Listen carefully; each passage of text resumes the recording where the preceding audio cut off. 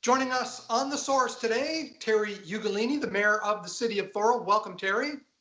Terry, let's begin with talking about the effect of the pandemic on the city's finances. Some numbers that came out earlier this week. The region expects a $7.5 million shortfall in their budget. City of St. Catharines, almost $3 million.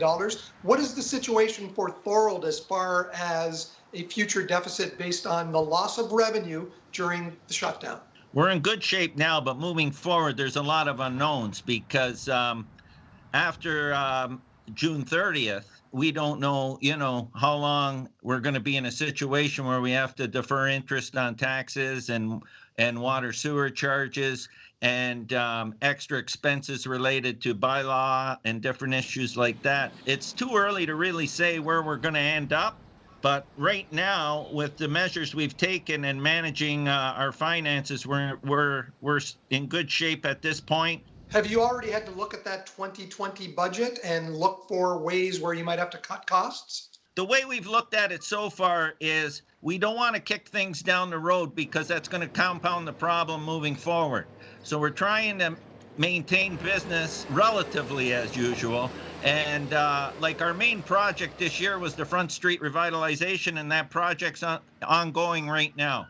We didn't shelve that project. It's being done, and it's not only to get it done and not kick it down the road, but it's also a good time so that when things come back to the new norm, Front Street, we won't be digging up Front Street at that time. We do it now. It's an excellent time for that project to be done. And then we have other major projects. So if we kick anything down the road, that means those projects get kicked down the road. We got good news this week in that the federal government give us our monies for the gas tax allotment. Next year's allotment will be coming this year. So that'll put us in place where we can plan, knowing that we're getting that money, we can plan an infrastructure project that we were going to do. We'll still be able to do it.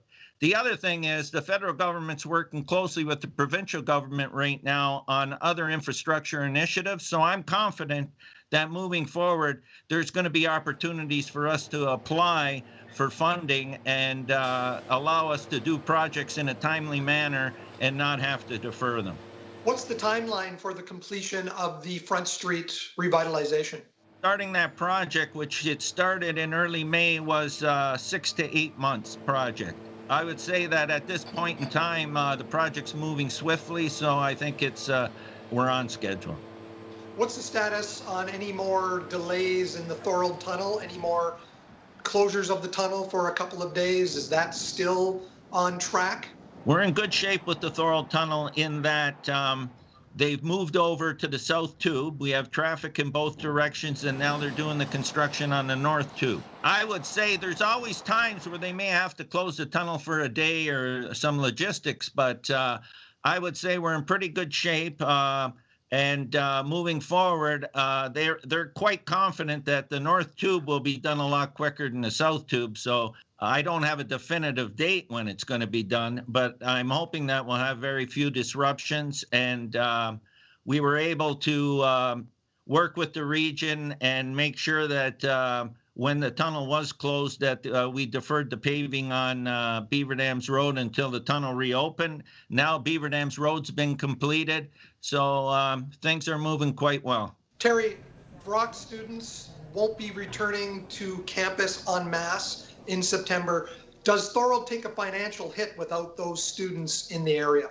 Well, I think definitely there's some businesses in Thorold that are frequented quite often by students, like our grocery stores and restaurants. So definitely it'll have an effect. I think the biggest impact is going to be on landlords. They're talking about a first semester situation that hopefully by second semester we can get things back to normal. But absolutely there'll be some sort of impact.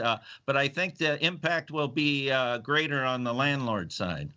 Is there any relief for those landlords, either from the municipality or the province? Well, from us, we've been working with we have a plan in place now till June 30th, and then we'll revisit it. And that's the deferral on interest on this year's taxes and water sewer charges. Council will make a decision moving forward if we're going to extend that program. The province and the federal government, they've put in some initiatives, not so much for landlords, student landlords, but I'm sure that's something they'll have to look at based on the way the teaching model is going to change for the first semester. Thanks for your time today, Terry. Thanks for the update.